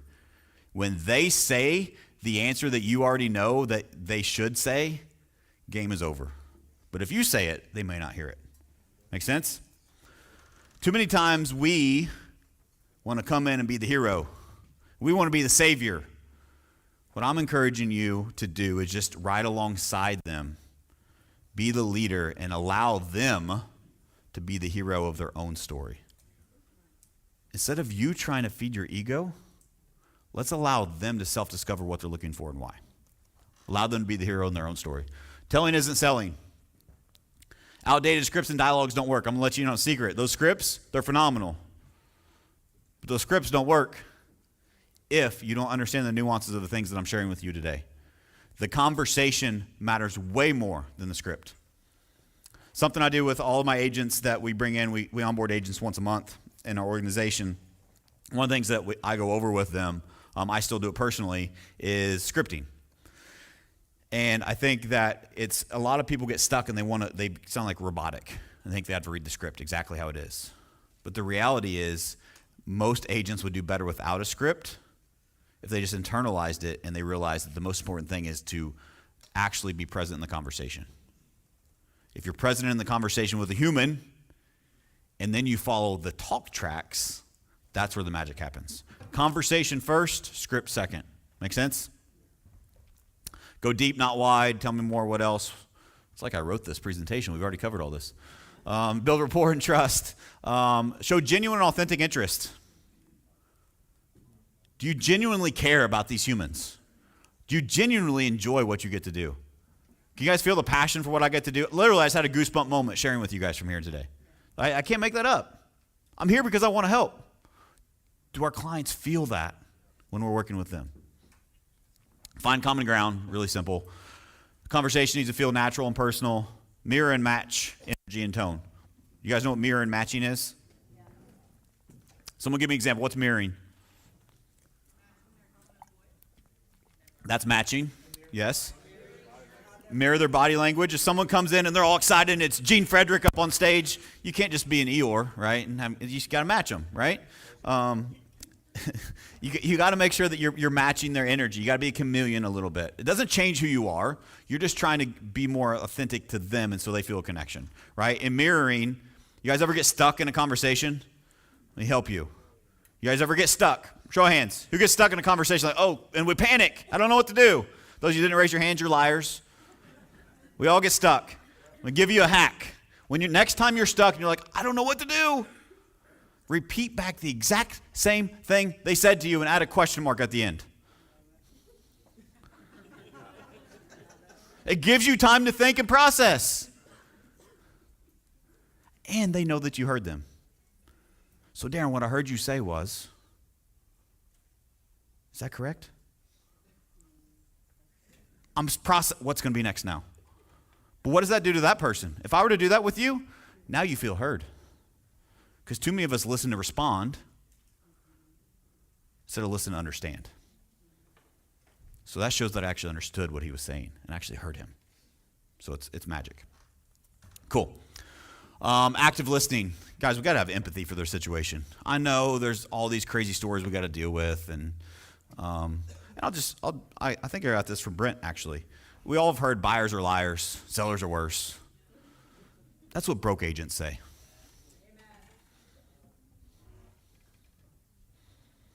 I think we can be better. And I think that if we have empathy for their situation, doesn't mean everyone's going to buy today. Doesn't mean everyone's a great fit for you. But we can lower our ego wall and raise our empathy. Let's be empathetic for their situation. Uncover their real needs, desires, pain points, acknowledge their concerns. Write these things down if you struggle with having great conversations. You answer, ask. You acknowledge, ask. That's the transition in all of your frameworks of conversations. You answer and ask another question. You acknowledge what they said, and you ask another question. If you understand that framework, you can have a great conversation with anyone. And we listen to understand versus listen to reply. I almost did the whole presentation on these 5 points. That's how powerful these are. I highly recommend you take a picture of them. This is a sophisticated communication framework that will crush your outdated script every single time. These are principles that we need to acknowledge and understand. Number one, seek first to understand, then be understood. My 7-year-old learns that in school, but somehow we forget that. Seek first to understand, then be understood. It's not about us. We're in the service industry. Are we serving them? Throw out your agenda. Number two, handle objections in advance. Rookies wait for objections. Pros handle them in advance. Let me give you an example. One of our scripting that we do with our listing agents is we encourage them to ask if they're competing for the listing. Guess what limited, small-minded agents think whenever I say that? Well, I'm going to plant that seed in their head. And now they're going to interview. Good.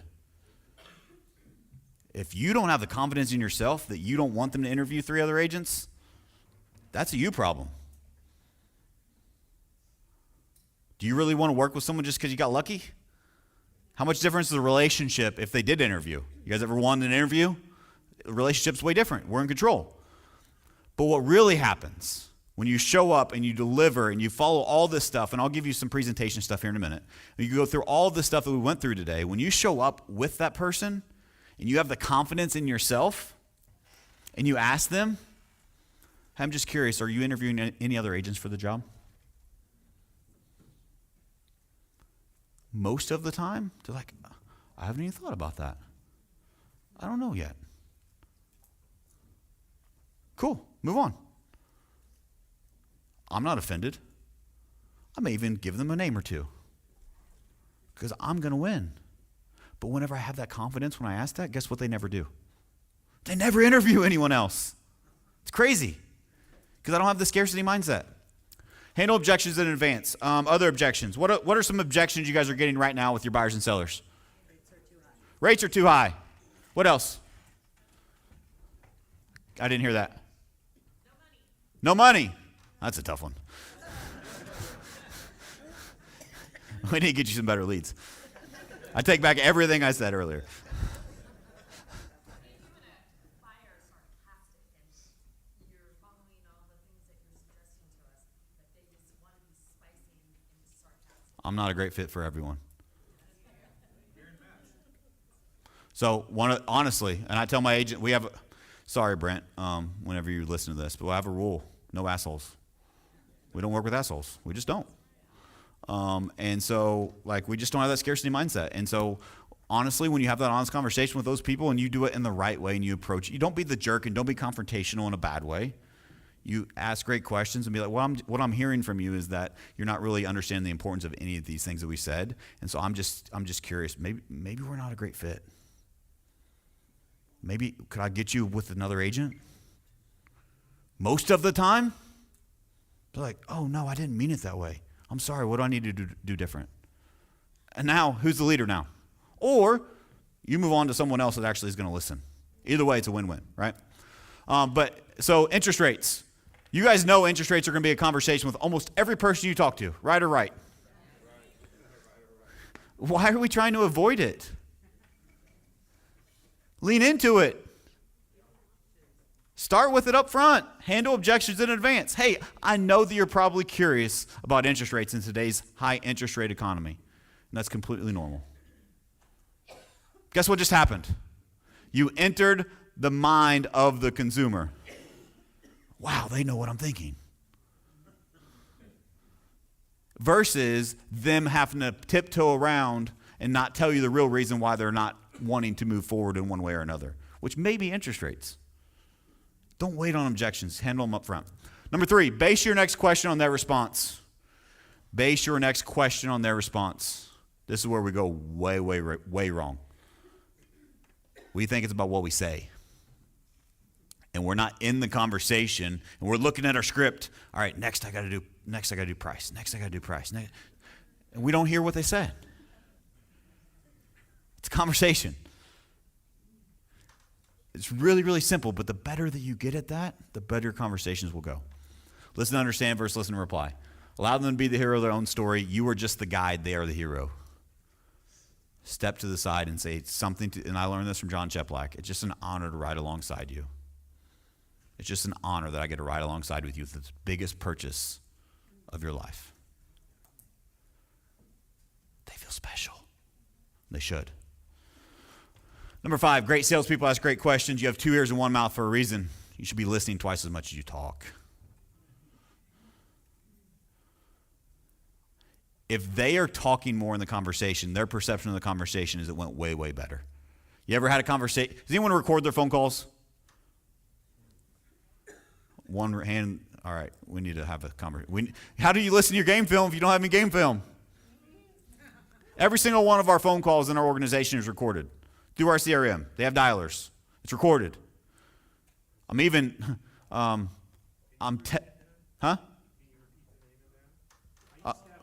We use Follow Up Boss.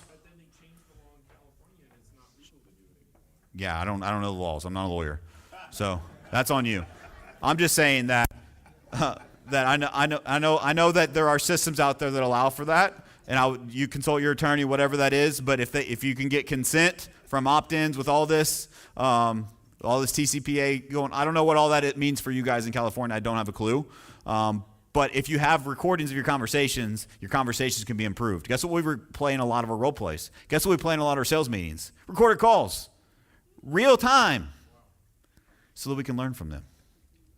I even, if this is interesting to you, reach out to me, and I can connect you to, this is, again, I believe in proven, not theory. This is theory at this point, but I've got some connections of someone that has an AI bot they've developed that is going to play the role of my new sales manager for my recorded calls and give me summaries and coaching tips of what my agents did well, what they did not.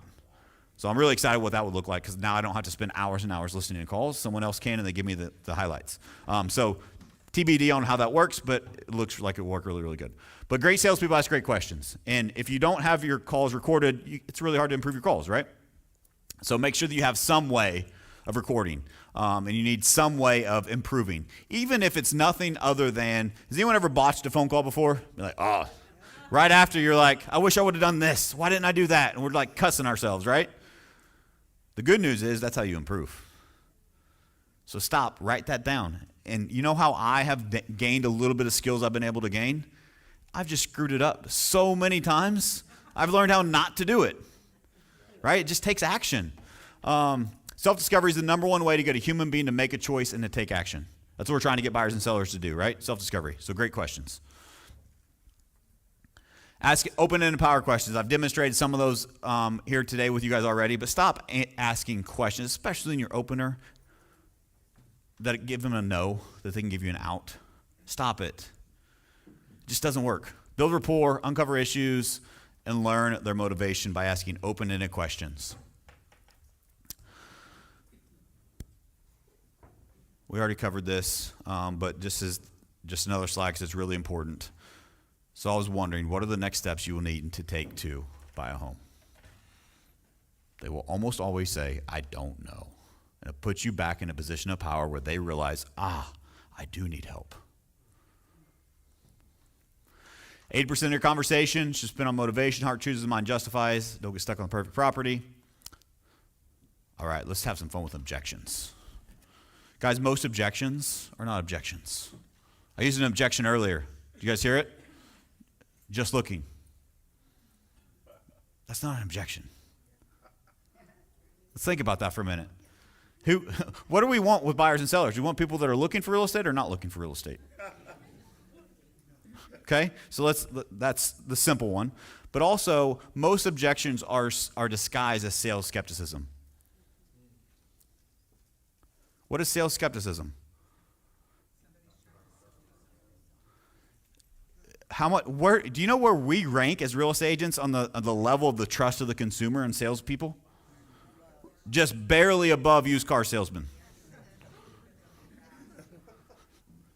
So knowing that is a fact, why do we think that when we pick up the phone and call them that they're just going to be ready, excited to talk to us? We have to earn that, right? So most objections aren't objections that are sales skepticism. Go to the root, go deep. Too many of us try to solve the objection before we really know what the objection is. Go deep, not wide. So we use interest rates. Can we all agree, show of hands, interest rates is an objection? Yes? And a legitimate one. I trapped you because the interest rates is not the objection. The objection is how the interest rates affect their buying or selling power. That's the objection. Do they know that? Or do they think that you are trying, now if you and they think interest rates are the objection, you have to change the interest rates to change their mind. Good luck. What I want to do and what I want to teach you how to do is to go deeper in how the interest rates may affect their mindset, their buying or selling power and situation. And so have anyone said, well, I'm going to wait for rates to drop? And then we're like, all right, cool. Me too. Right? Instead, awesome. I love that. So many people are. And I give them news, whatever it may value of, the Fed said this, whatever it may be. But just so I can have clarity and understand, what are you waiting for rates to drop to? How many of them know that answer? Not many. And then if they do, and if they do give you an answer, most of the time it'll be some pie in the, I'm waiting for them 5%. Awesome. Thank you for sharing that. When rates get to 5%, what will that change in your situation? You guys see the power in this? We're helping them solve problems. I learned a long time ago when I first got into sales, I had to simplify. Again, superpower of mine is simplifying things. I'm a pretty simple guy. If you can solve problems, you make a sale. Sales is solving problems. Period. But we're trying to solve the interest rate problem, not the real problem, which is how the interest rates affects them. So whether it's a monthly payment, whether it's more buyers in the marketplace with the seller, specificity. How does this impact them? And we don't tell them. We guide them by asking great questions so they can discover it for themselves. Is that helpful?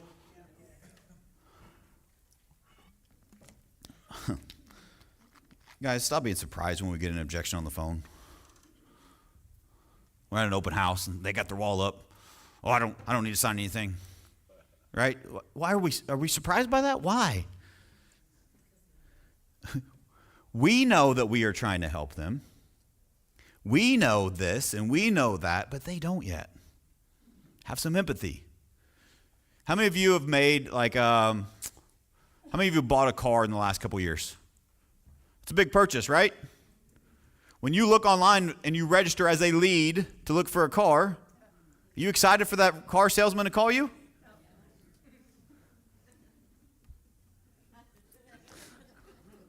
You guys get it? Okay, cool. Let's adjust our expectations. Let's realize, but if that car salesman did some of these things, who would you be buying a car with? Works the same, guys. However, we should be 10 times better because it's a home, not a car. Right? So stop being surprised. Your false expectations are ruining your sales. I go in expecting it. If I don't get an objection, that's when I get stumped. Oh, what? You want to meet today? I don't know how to do that. Right? Because that's just not normal. But that's how we run our business, is that's the only people we sell houses to. Scripts, dialogues, and talk tracks are great, but without the quality conversation, they mean nothing. Quality of the conversation is everything. Quit wishing that this business were easier. We're shooting at the wrong target, guys. I'm going to tell you a quick story about COVID. When COVID hit in our marketplace, and I know it affected everybody differently, but after the initial shock of, oh my gosh, I think we're all going to die, after that was over, and I realized, all right, I think we'll make through this. We just got to kind of navigate our way through what that looks like. Instantly, I doubled down in our business. Everyone else was backing off and panicking. I bought all the leads that I could buy. I did that twice in 6 months. Guess what happened to our business? Guess what my belief in our agents and our team and everything, what it compounded to for our company.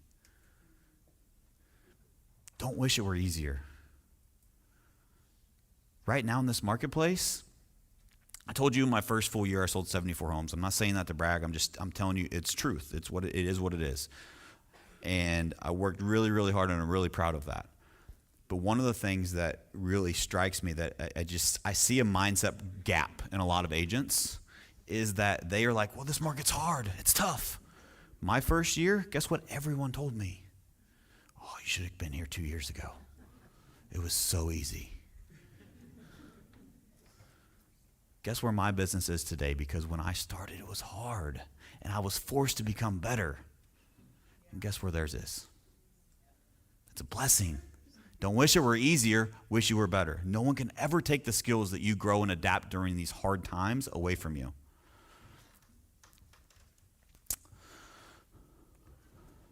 All right, value propositions. What's a value proposition first? You guys know? Cool. I've done a couple speeches on this. I think, again, and let me fill the room for a minute. If you were trapped in an elevator with me, and I was in your marketplace, and I was looking to buy or sell real estate, we got 30 seconds till we get to the next floor. And I say, Hey, why should I choose you to buy or sell my home? What do you say? Let's hear it. Why should I work with you? Experience. What else? Like it? What else? Have a great team. I'm gonna listen to understand what you want. Someone's been paying attention. Yeah, I just tell them, what are you looking for? What's your ideal situation? What are you looking for in an agent? Love it. And then they tell you, then what do you do? Then I lead to that. You got 30 seconds though. I'm going to the floor. You got to sell me. Hurry. Yeah, well, why are you looking for that? Why am I looking for what? Well, when they tell me, I need to sell my house and I'm looking for an agent. Why should I choose you? I love it. Frankly, it's going to be one of the stressful experiences, and I'm going to help you move through that with very little stress. Cool. Because I know all the pitfalls. Awesome. What else we got?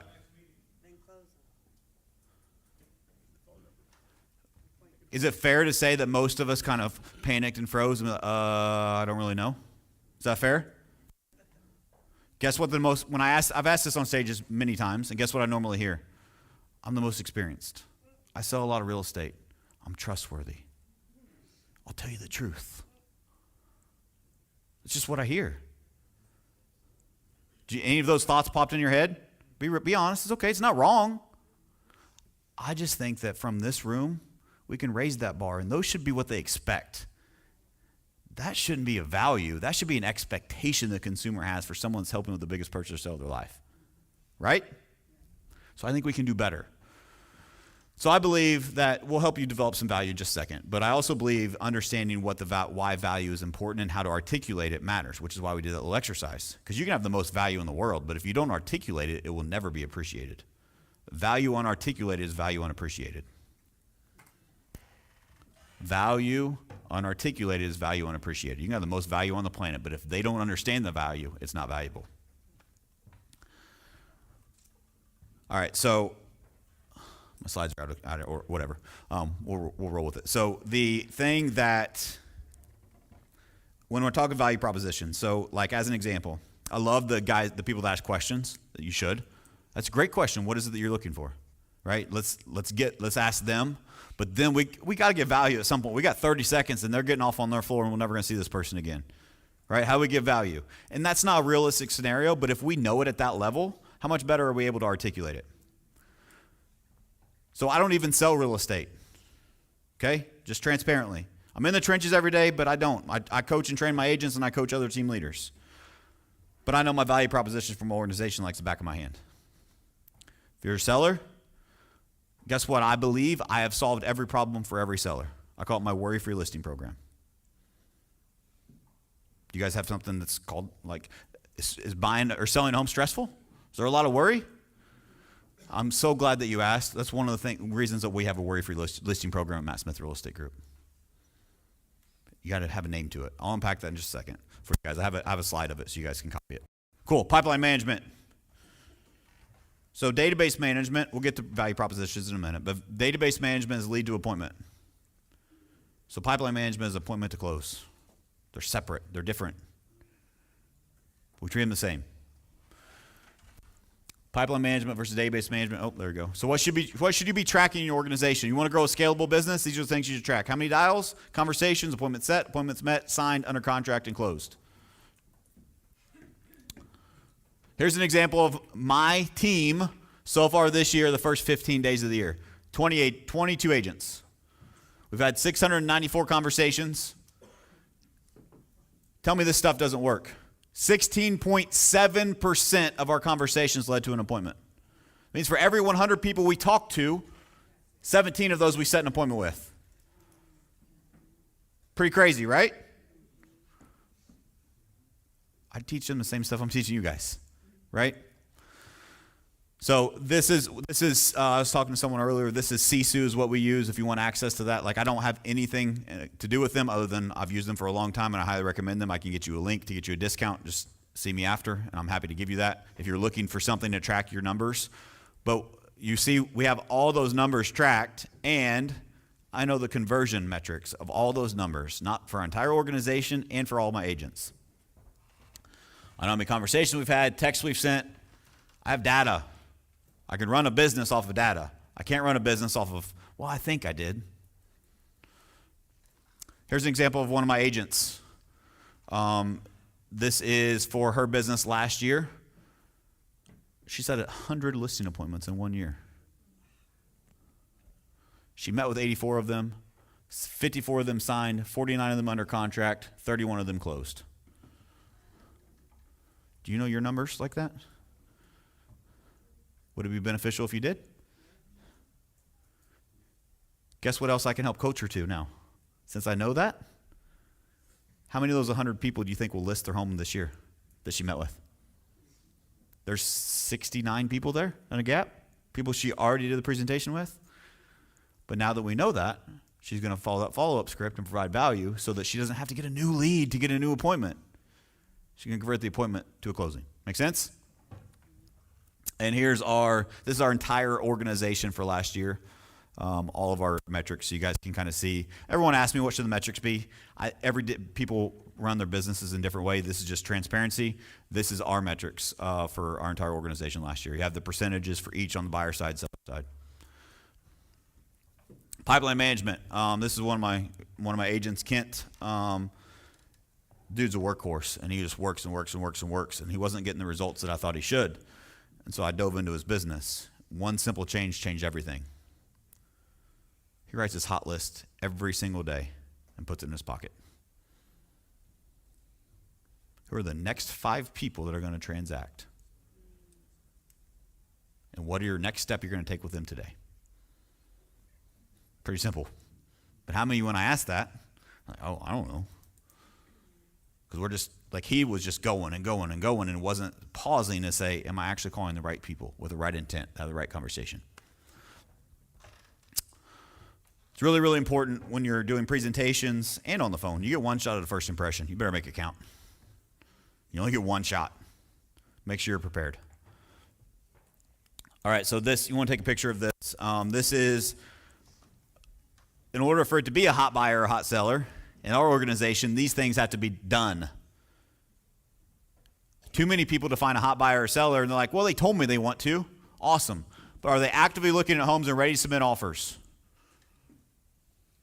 Are they fully approved with the capacity to buy or sell? And, go back to conversation earlier, they have realistic expectations of the marketplace. Are they driven by a strong motivation? Do they need to buy or do they want to buy? They need to move within the next 90 days. If they don't, they're not hot. They're 100% committed to working with you, meaning they have an exclusive agency agreement. It's how we operate. It's signed. And if it's a buyer, we know their top 5 must-haves, and we went over them with them of what they're looking for in a home. And if you don't have all of those with someone that's in your A or B stage, if you stage it like we talked about earlier, guess what your next conversation's around? One of your next steps is checking one of those boxes off. And you're just inching closer and closer and closer to a transaction. Too many of us are just operating business by guesswork.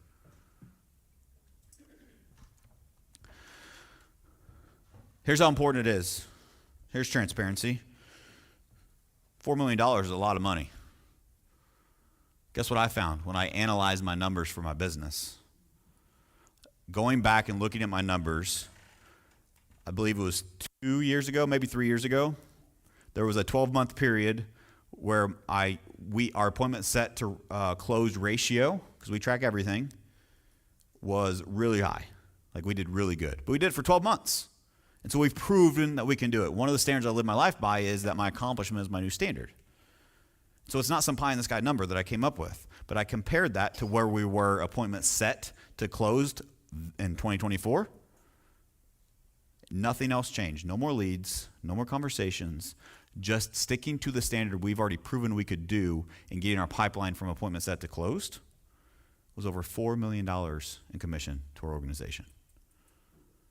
That's how important these numbers are. What is yours? Does that make sense? Like, sometimes we're just guessing and we're just spinning our wheels, trying to help you get some traction.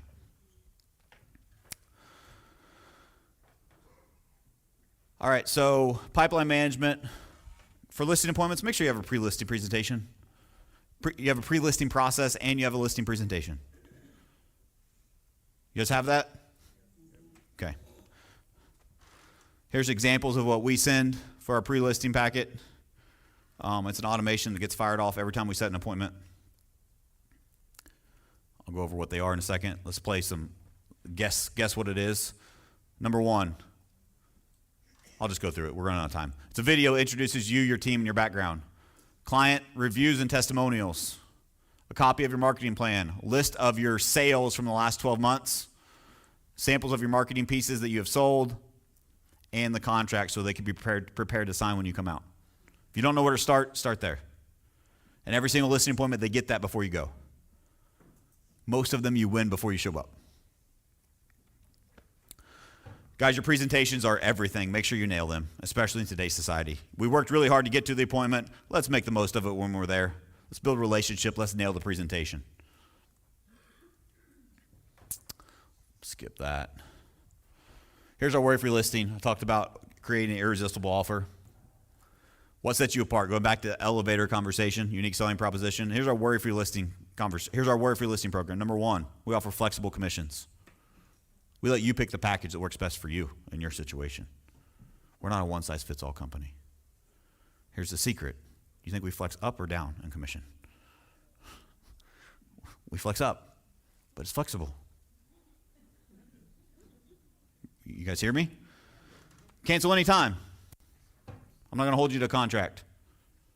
Cancel anytime. You can sell it yourself while listed and pay us nothing. There are exclusions that apply. You have to have it, like, that sounds like a really good marketing play, right? You guys ever lost a listing because like, well, I think I can sell it to my neighbor.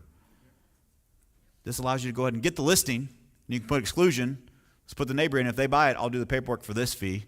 We'll try to find another buyer to get you more money. You still get the listing because the neighbor never buys it, right? Instant cash offer. We developed a cash offer program, work with investors, work with express offers, whatever it is. But those are options that solve almost every single problem that a seller has that I've heard sitting across the table. Now we have a value proposition that is labeled, that we have a process around that are going to solve those objections in advance. Imagine if you had something like that for your business when you're in the elevator. Who are they going to choose? So really quick tips when you're at a showing. Rate every single property. Ask them on a 1 to 7 is my scale. Why 1 to 7? I don't know, because it's different. Makes them think.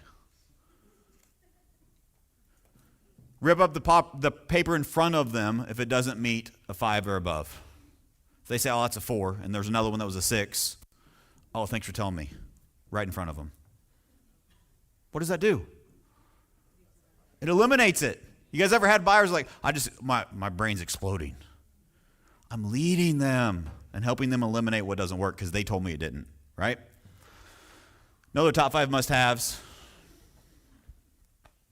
It's my favorite phrase to say when we're in a property or we're in a showing is just a reminder, guys, we're not here to look at houses, we're here to buy them. Which one of these do we want to buy? Like I find ways to continually put that in because I'm leading. I don't know about you guys. I don't get paid to show houses. I'm not a chauffeur, right? Does that make sense? Like I remember my first hire was an assistant, and he's still with me today. He's one of my top performing agents. He sold 60 homes last year. But when he started with me, like 3 weeks in, he's like, dude, how are you selling these houses? You're not even showing any. So that's a really good observation. But I don't get paid to show houses. I get paid to sell houses. By doing this framework, you will do way less busy work and way more productive work. How to convert on a listing appointment. Show up on time. Send a pre-listing packet. Ask questions before you go. I'm curious, which someone asked in the elevator, which is great. What are the 3 things you're looking for in a real estate agent? And then guess what you show up as? Those 3 things. It's not rocket science. Remember what's in it for me. It's about them, not you. An observation, I had another person on market joined us. They were with an assistant for the top performing single agent in our area, and they came and shadowed me on the first listing appointment when they first joined on day 1. This is when I was still in the field. After the listing appointment, I asked for their feedback. They said, that was different. I said, how so? She said, you didn't say anything about your stats. You didn't say anything about how great you were. And it was all about them. I'm like, well, what'd you expect? Well, such and such, they literally bring a ranking report and say, I'm the number one agent, you should list with me. I said, awesome. And which one do you think is going to get the listing? Because it's not about me. It's about them. How do I make them feel? Really quick, give them options. So I mentioned flexible commissions. Instead of saying something like, hey, you ready to list your home? Which we've all been guilty. What if you said, thanks so much for having me today. I'm just curious, which package works best for you? This one or this one? Most of the time, they say, oh, this package. Guess what we have now? A listing, right? Instead of the weird, awkward chasing that we do. Oh, there you go. Oh, I believe what people do, not what they say. Remember, if you're at a listing appointment, do you guys do your listing appointments at their house? Yeah? Cool. Did you know that they know you're a real estate agent? And they invited you, a stranger that sells real estate, into their home to talk about real estate. But they said they're not ready to sell. Yeah. You put me there, you put Brent there, they're signing a listing agreement, or at least building a plan. We have to become better. Guys, real estate isn't about luck. Too many of those agents, most of those agents are now out of the business, right? The ones that came in at the right time and it was easy and it's good for all of us because now we become better. Clients get better service. It's a great thing. But I want to help you take back control of your business, build a scalable, repeatable business through this process, and focus on what actually works. Everyone says that this market is hard. This market is not hard. If you say it's hard, guess what? It's going to be hard. Let's talk about what is hard. Not having the money to pay your electric bill, that's pretty hard. I don't know about you, but I've been there. Talked about my back against the wall when I got in real estate. I had 3 months of electric bill stacked. No food in the fridge. That's hard. Not being able to take your family on the vacation that you promised them because mommy or daddy didn't sell as many houses as I thought I would. Got to cancel that vacation. That's hard. Sorry, Johnny, I couldn't get you that bike for Christmas. Mommy didn't sell enough real estate this year. Daddy didn't sell enough real estate this year. That's hard. You know what's not hard? Looking for a framework? Here it is. Have 22-minute conversations per week. It's not hard to do that. It's not hard to update your CRM every single day. It's not hard to update your pipeline every single week. It's not hard to host one open house per month. But literally in our organization, from teaching these things that we teach, if you do those things, you sell 20 plus homes per year. Crazy, right? But it's consistency, and it's doing those things over and over again. Those things aren't hard, so why don't we do them? Adjust your expectations, look yourself in the mirror, get rid of the entitlement that we all have in this industry, and choose your heart. Someone is going to win. Why not you? And why not now? Thank you, guys.